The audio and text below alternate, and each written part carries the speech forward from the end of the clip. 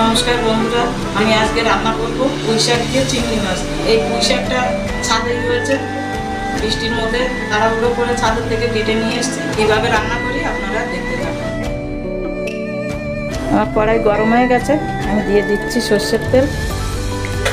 তেল গরম হয়ে গেছে, আমি দিয়ে দিচ্ছি প্রথমে চিংড়ি মাছগুলো। চিংড়ি মাছের মধ্যেই আমি আলুগুলো দিয়ে দিচ্ছি। দিচ্ছি অল্প একটু নুন, দিচ্ছি একটু হলুদ। আমি বেশি ভাজবো না, আমি দিয়ে দিচ্ছি জল।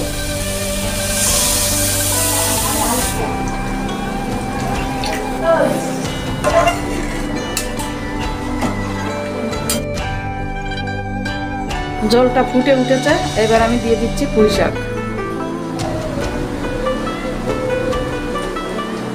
এবার আমি দিয়ে দিচ্ছি একটু হলুদ গুঁড়ো। এবার আমি একটু ঢাকা দিয়ে দিচ্ছি।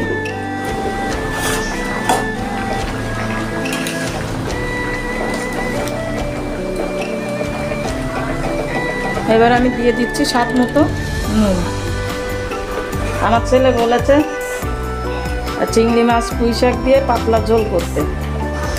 এবার আমি একটু ফোড়ন দেব। আমার কড়াই গরম হয়ে গেছে, আমি দিয়ে দিচ্ছি সর্ষের তেল।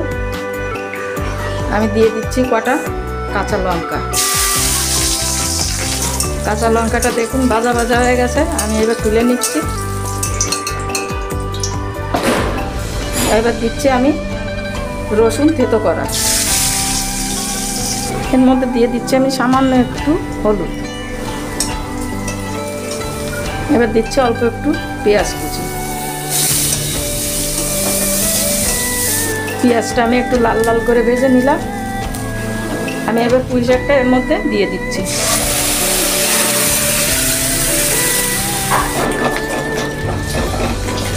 আমি আমার দাদার জন্য একটু তুলে নিলাম।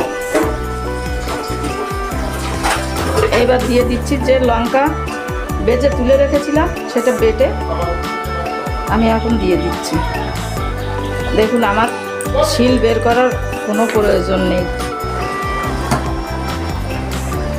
আমার রান্নাটা হয়ে গেছে। এই রান্নাটা আপনারা এইভাবে করে খেয়ে দেখবেন। পুঁই শাক কেউ এইভাবে খায় না, তবু আমি বলি একবার করে খেয়ে দেখবেন, খুব ভালো লাগবে। ভালো লাগলে আমাকে একটু জানাবেন। আমি গ্যাস অফ করে দিলাম।